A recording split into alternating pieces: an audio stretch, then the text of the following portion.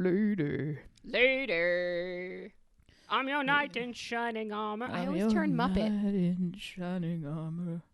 And I love you. I love him.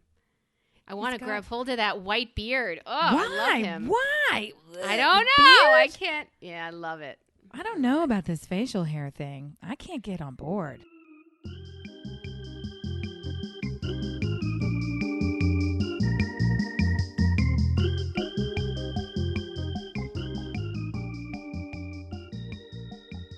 A couple of the things that we wanted to get to in our last episode, which we didn't really get around to because we had so much to share with you. And, Kenny died, so come on. Aw, He needed his due reverence. We wanted to talk to you, or Amy wanted to talk about Cowboy Twitter. Oh, my gosh. So one of the many changes that has happened in this global response to what the fuck are we going to do now? Shit's all closed. Oh, my goodness. Everybody's taking on extra things and extra responsibilities than what they had before. And one of them, some of you folks maybe had the genius and the chance to see. And if you didn't, I'm going to lay it on you right now. There is a Cowboy museum. I don't remember where. I'll pull it up and take a look. And the head of security has been tasked with managing their social media to get some communications going out.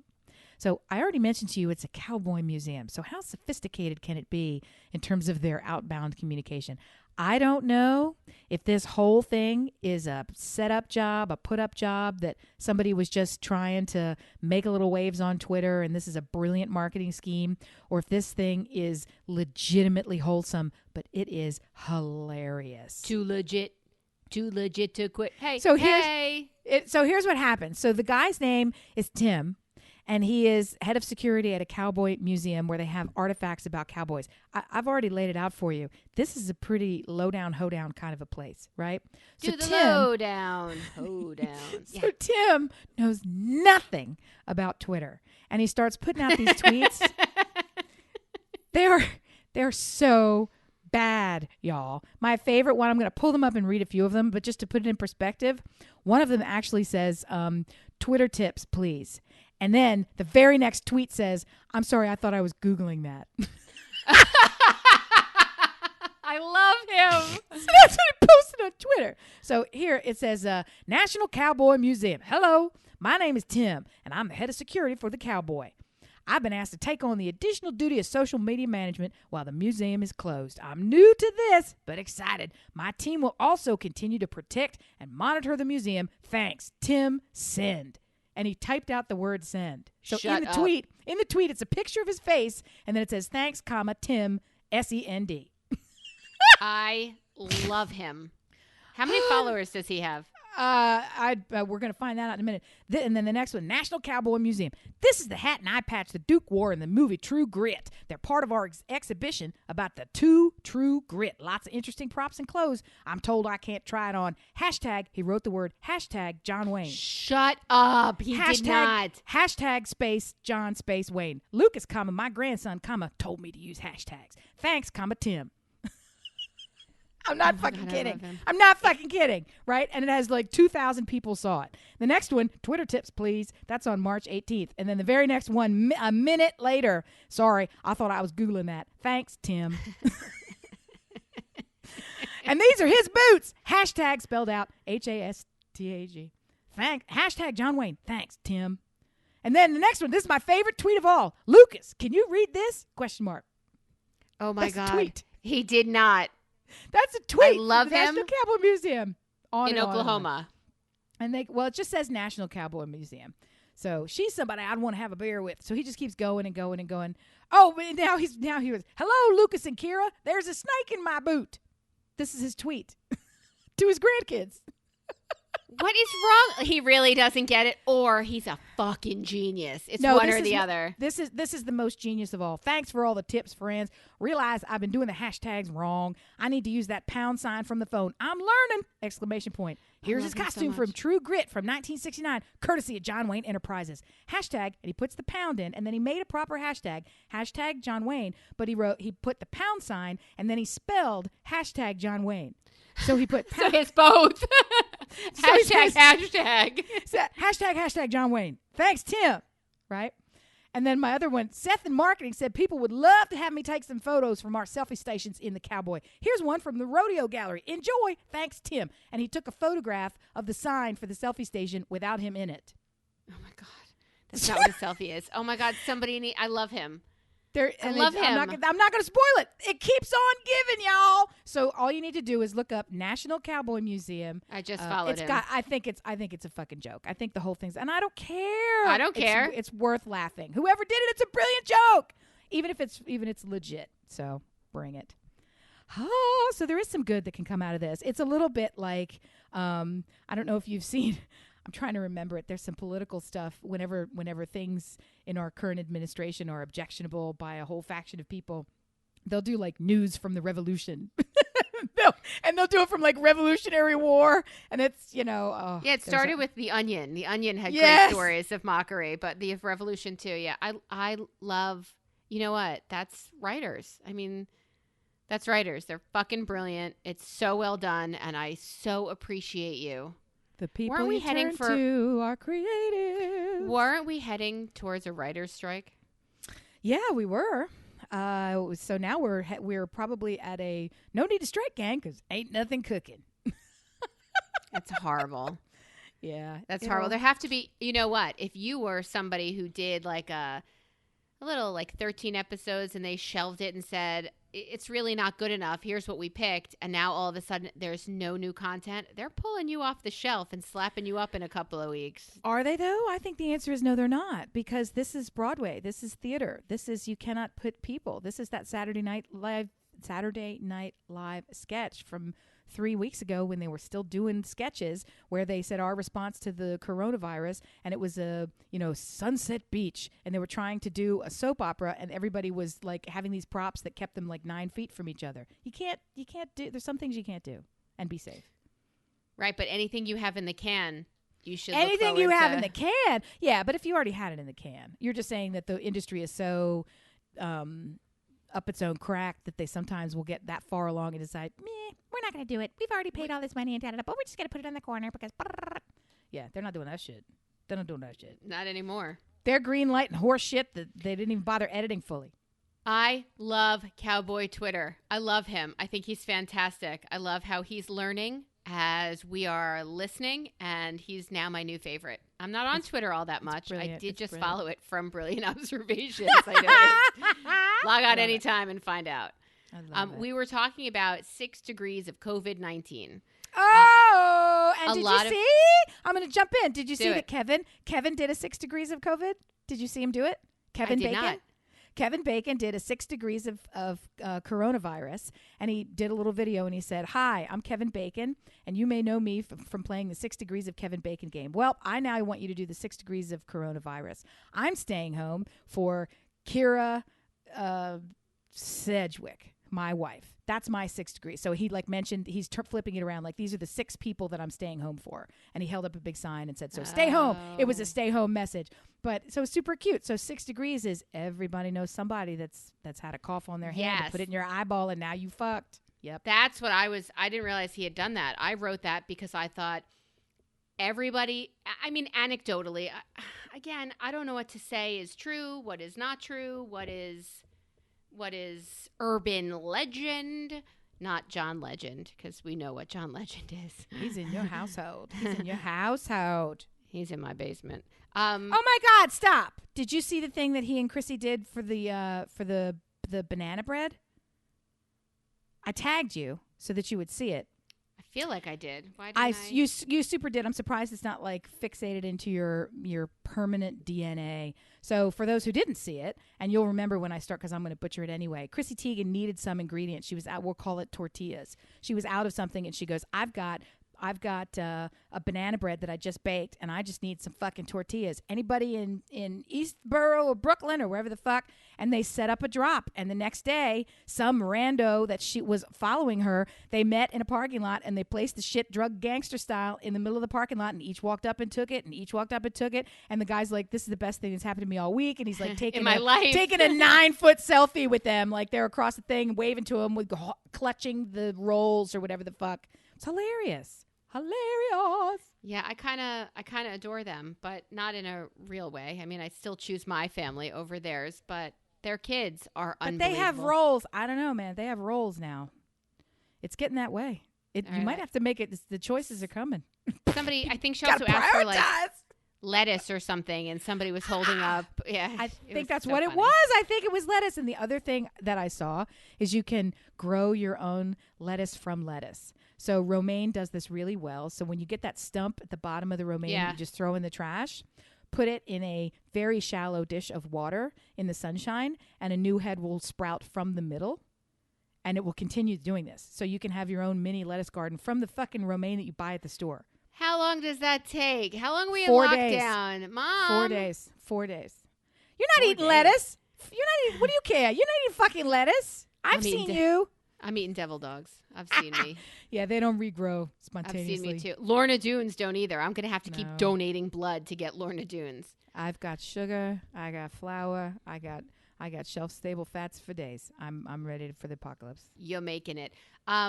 What are some of the TV ads that you're seeing that are blowing your mind? Well, there's two sides to this because some folks have been really reactive, responsive. It's not easy to turn that shit on a dime.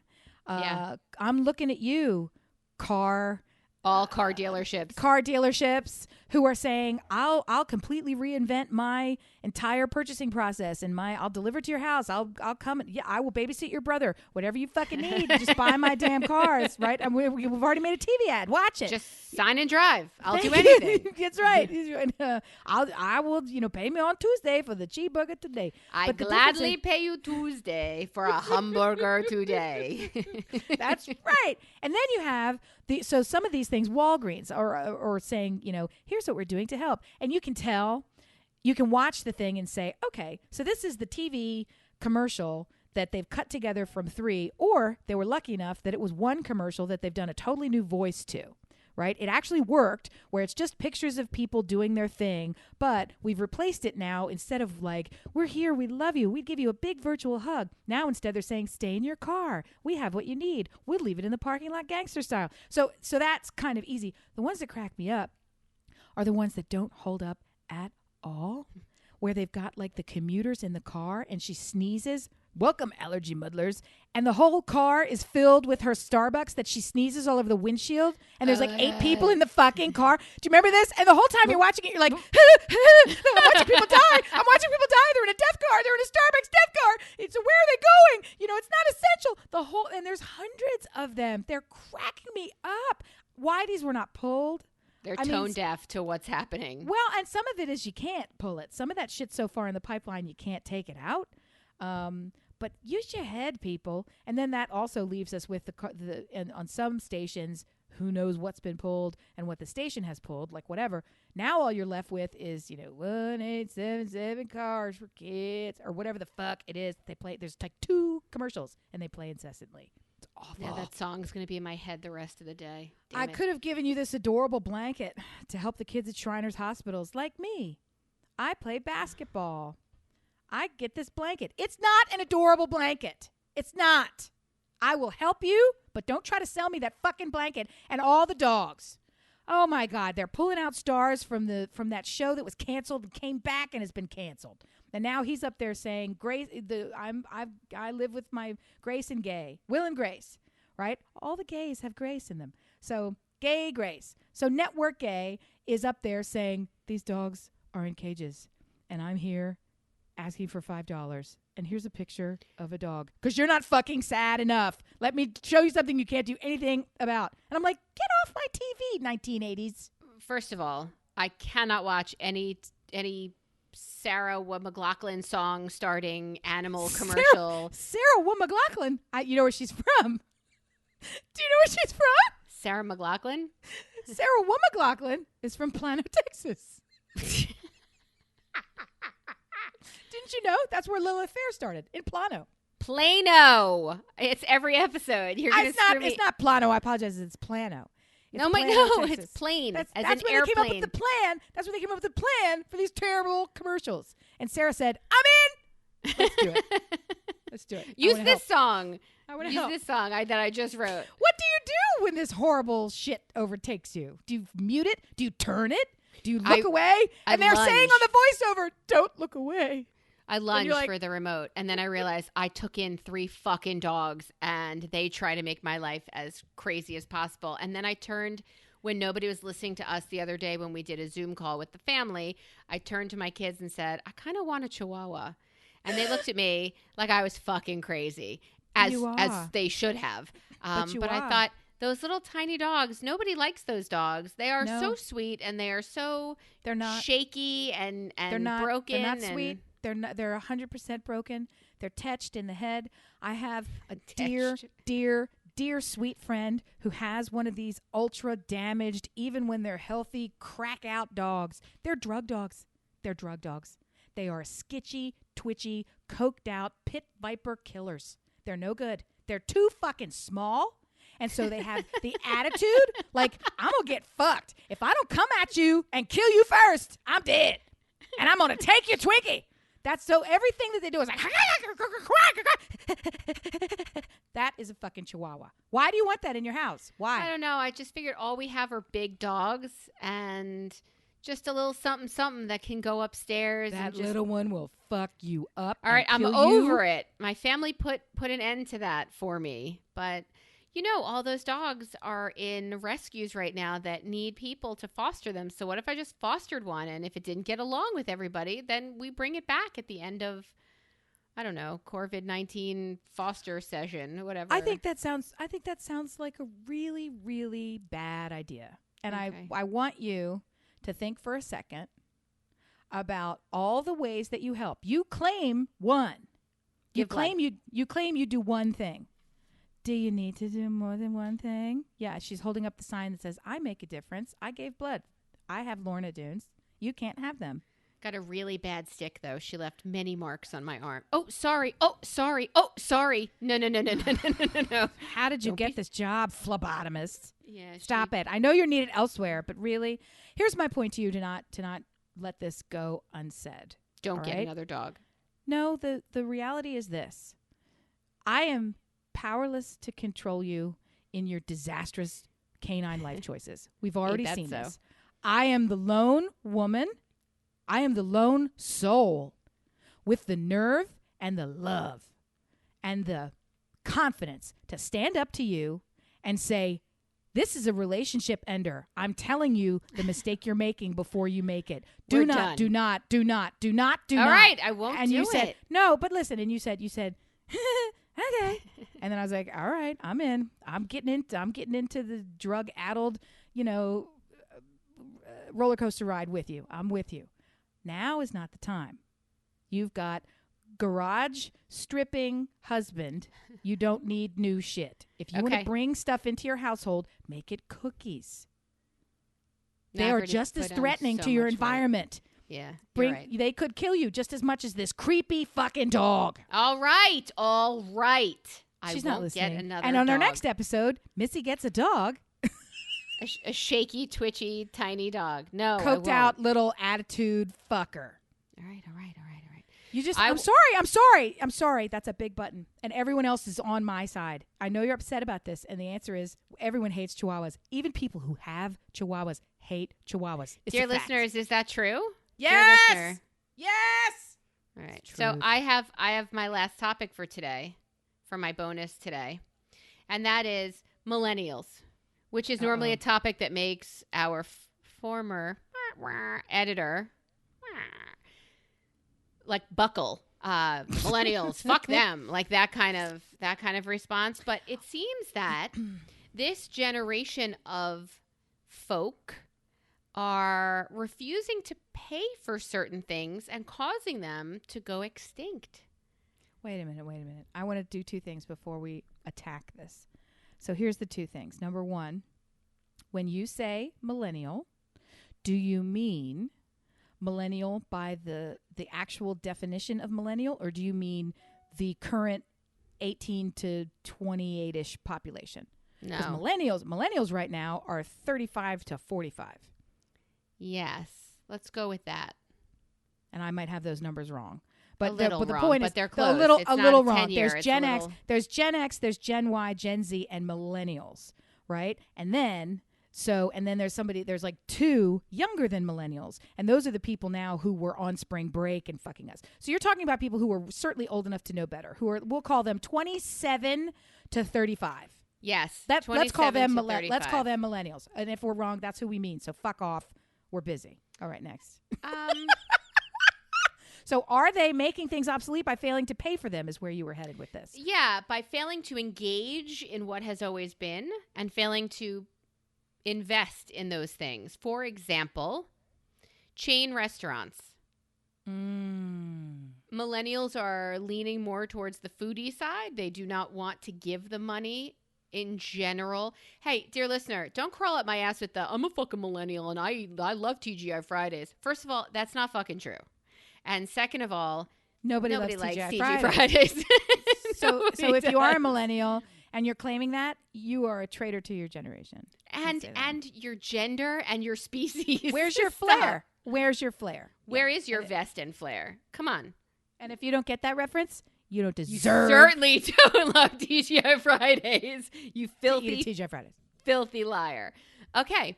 Chain restaurants are becoming bye-bye.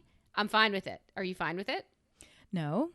In the sense that, first of all, I don't think they have that kind of power. Secondly, I'm okay in general with this is also much bigger. I can't finish the point of view because our entire economic structure is kind of changing. What I was saying is I'm a fan of capitalism, and I'm like, well, kind of maybe I'm not. But my thinking is the market. Well, in our up until 10 years ago, we'll go that far back. When you put out a good product and your customer base supports you, that's why you stay in business. And sometimes the world evolves past you.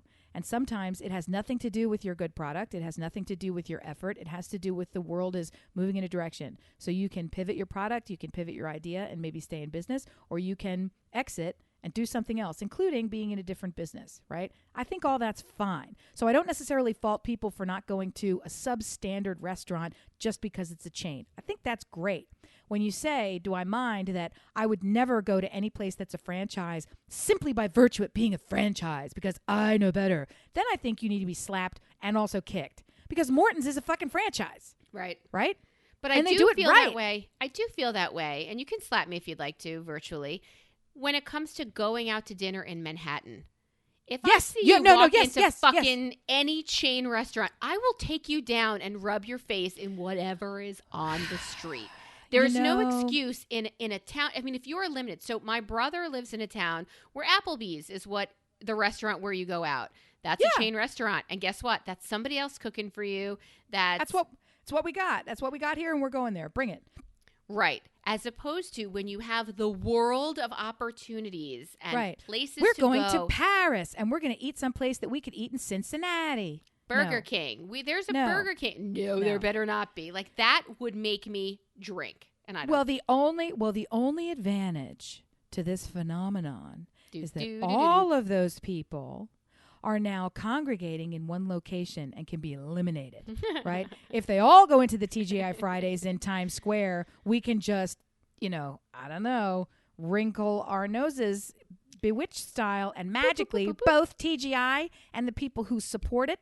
Goodbye, Olive Garden. You were fun. Yes. Out you go. Yeah, you don't go to Rome and look for the Olive Garden.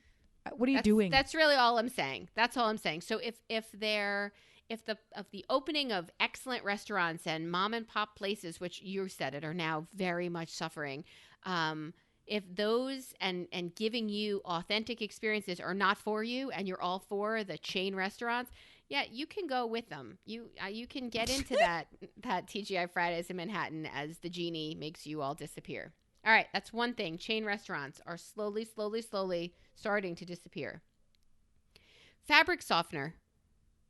Oh, okay. What do you got for me?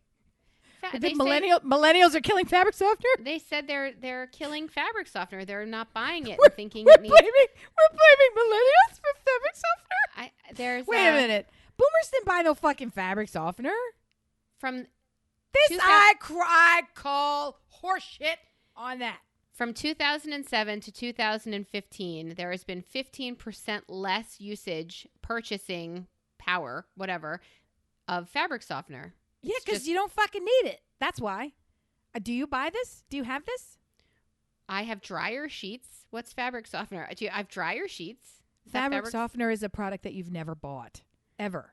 You don't know what it is. It's not the millennials' fault. Is that the other liquid that goes in the It's top Downy thing with of- that weird woman who looks like why is she on this commercial leaning up against the sink getting busy with a bottle of Downy, and she looks like she might knife you in prison. She's the weirdest looking model, and they specifically picked her, I believe, because she is so odd looking that it makes you stop what you're doing and go, what the fuck is that? It's like a millennializing approach to, oh, we're obviously making a joke here with our selection. This is quirky and funny. She stands there and does like a sex dance, shaking the Downy granules that are supposed to make your shit smell nice on your shelf for 4 weeks. It's because it's a chemical additive that the majority of people don't need. It's added fragrance that most people are sensitive to and don't want.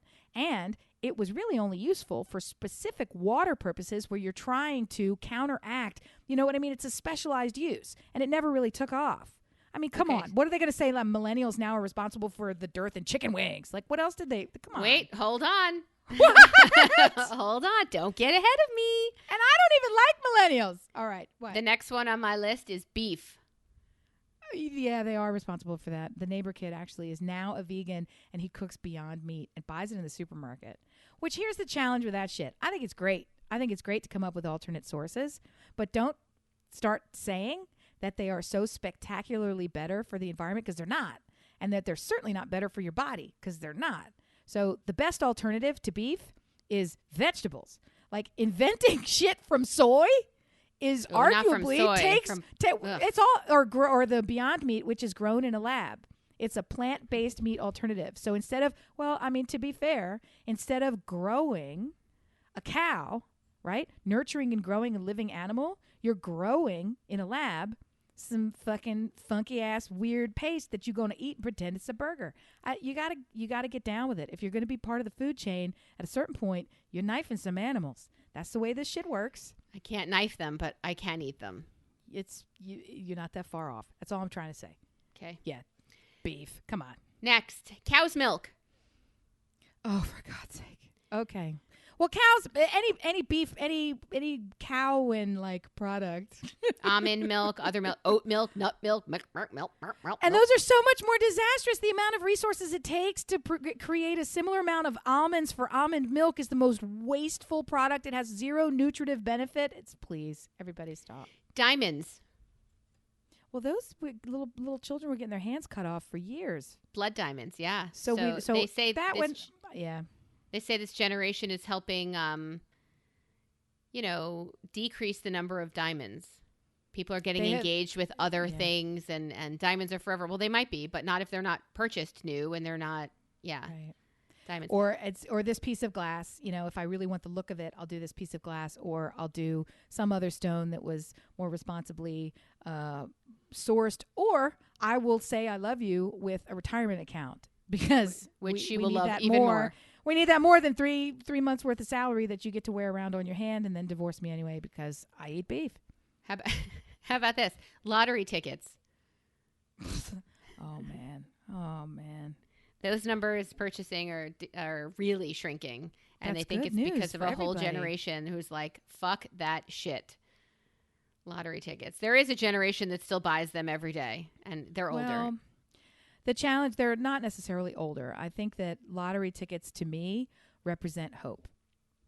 And when you are I don't not even to make a joke. That's not a joke. I mean, when you are in a situation, because I see lottery and overlay with lottery tickets where there's a great dissatisfaction with the Life. individual circumstances in your life, and to play a game where with your mind, where in exchange for this $1 or this $5 or this 4 minutes, You get I'm going to imagine, and I'm going to act on a different future for myself. And I'm going to do it with a positive intention. And I think that's the psychology around lotto tickets. I don't think anybody wins. I don't buy them. I don't want anyone to buy them. I would love them to go away. Having said all that, I do think that alcohol can be really bad. And it also has a similar hopeful effect. So, I mean, I get what it is, and I'm trying not to hate on it too hard. So, but yeah, please don't buy them, guys. Also disappearing, marriage. In the 80s, 2/3 of the 25 to 34-year-olds were married. Now, more than half are single. I find that sad. I find it sad and troubling.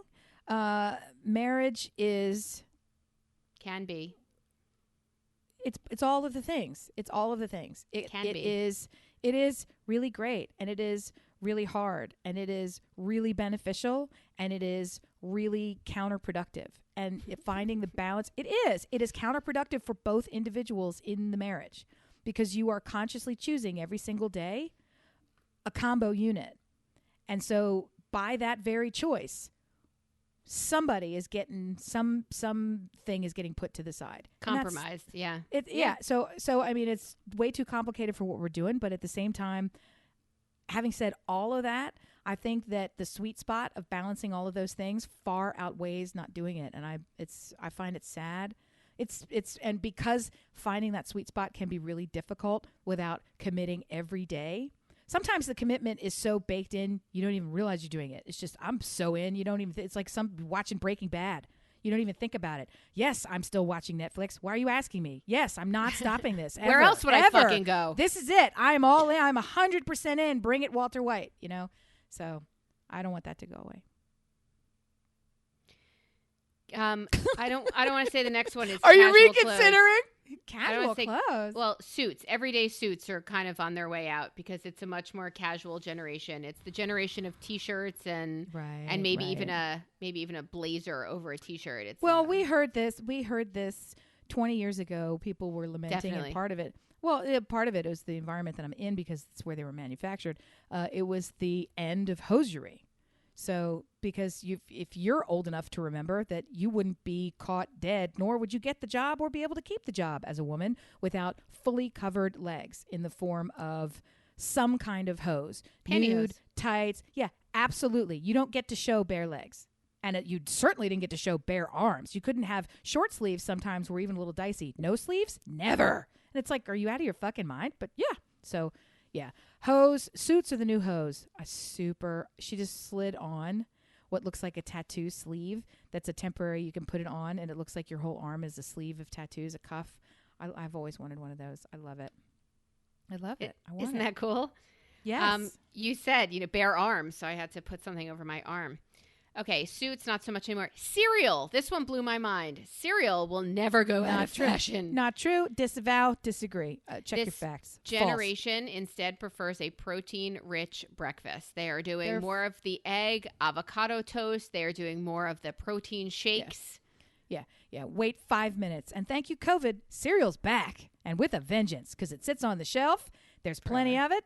And cereal, no. They are, guess what? It's going to be tough to get them avocados, kids, when you ain't got no job. Yeah.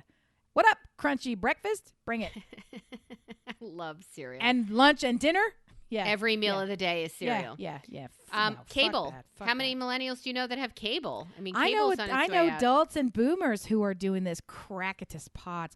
I'm a bad example because I am, Paula pays too much. I don't have any idea we have every conceivable entertainment choice, probably, and one for every member of the family, paid in quadruplicate.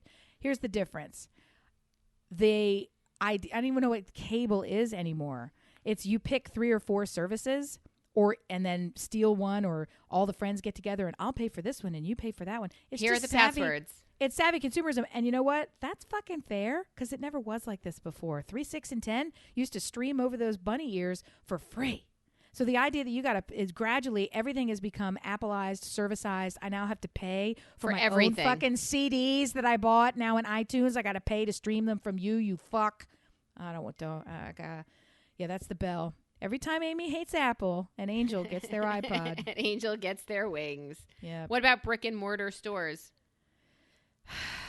I think that goes back to the chain restaurants. I think they're going to survive. There is still a need for, I prefer to have it in my hands, to hold it against my body without the waste and the damaging structural mechanism of send it all the way to my house, try it on, put it back in a cardboard box, and send it all over the planet.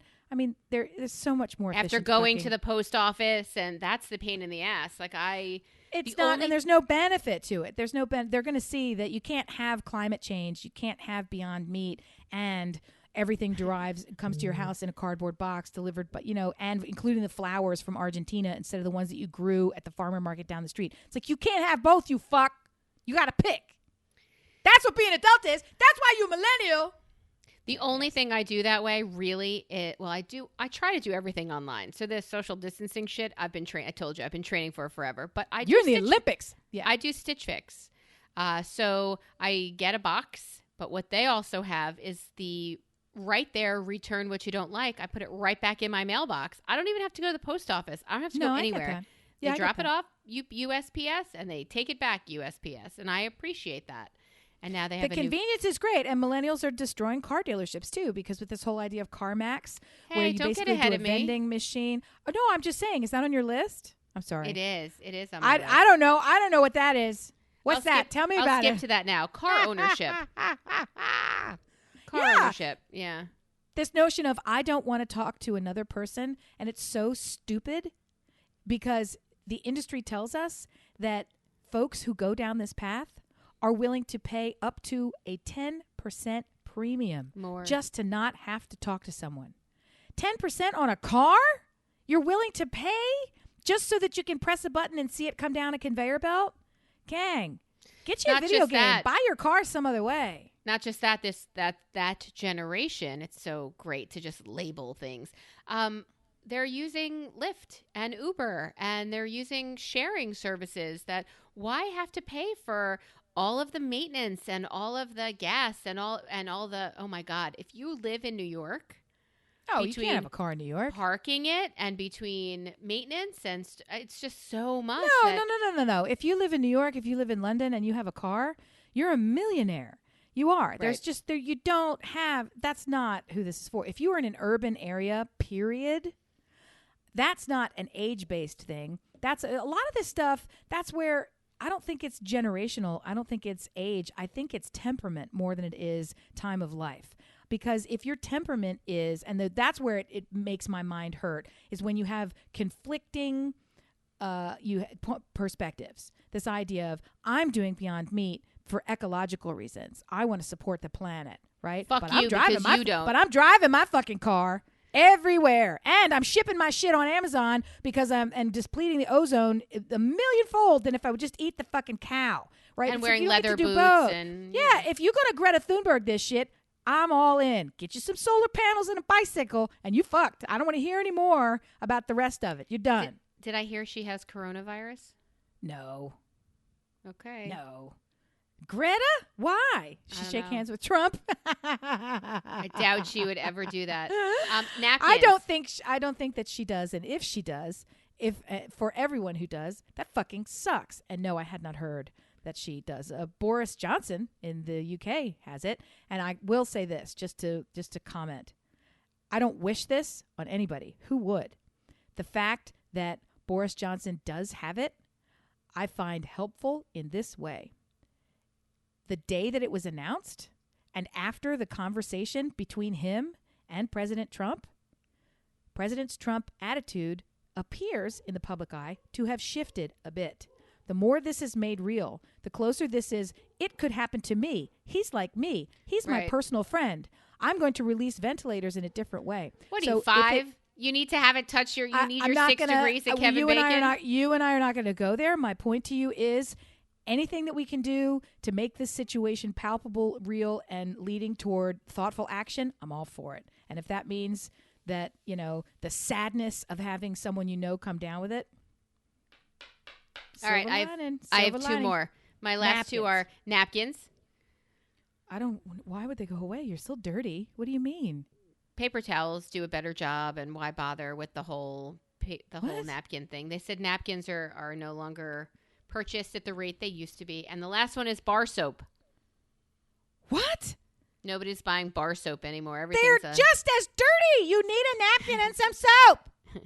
Especially now. Soap. This is why we're here. I don't understand what you're talking about. This is not why we're here. Yes, it is.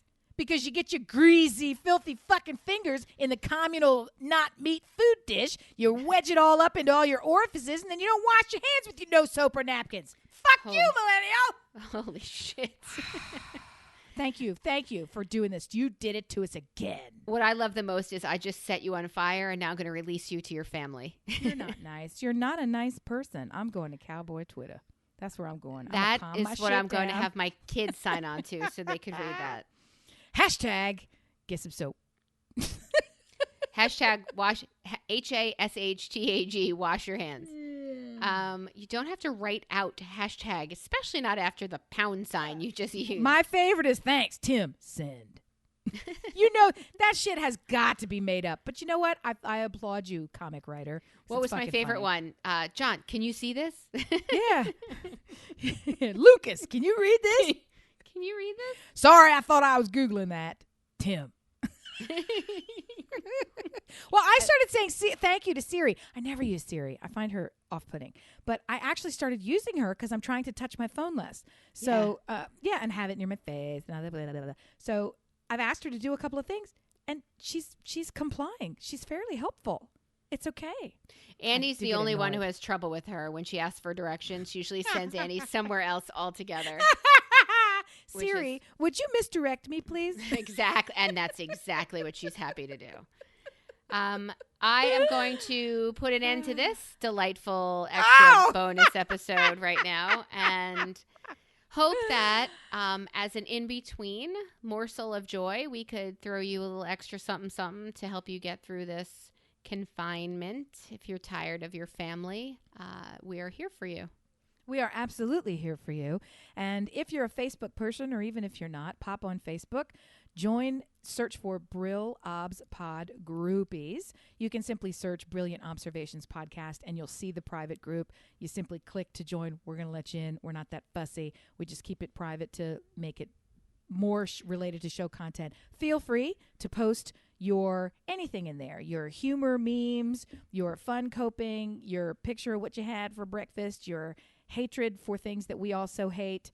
Because that's, we thrive on that. That's how we're all going to keep each other together, gang. It's a fun, upbeat, lighthearted place. You can get news, you can get negative elsewhere. We're thoughtfully trying to keep it light and keep it fun. Because as we all know and have seen making the rounds, wow, that's my dog throwing up. Is that, you all right? Did you get it? Did you get it? We're all in this together, as we know.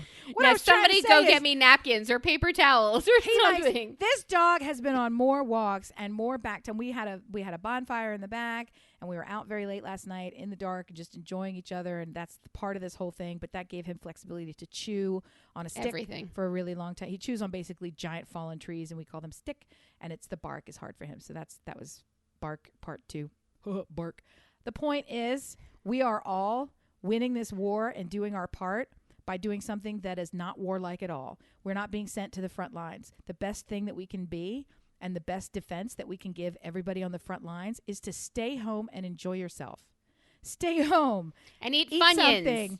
Watch TV. Have a laugh with the other person in your house. And if you're alone in your house, revel in it, because not everybody gets that fucking treat. And get online if you're lonesome. We're there for you. The point is, anytime your brain starts to convince you this is really hard, I want you to picture the movie 1917. That's really hard.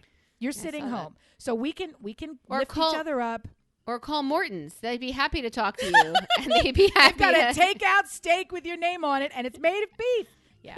So keep smiling, gang. We love you. We love you more than you think. So thanks for listening. Bye.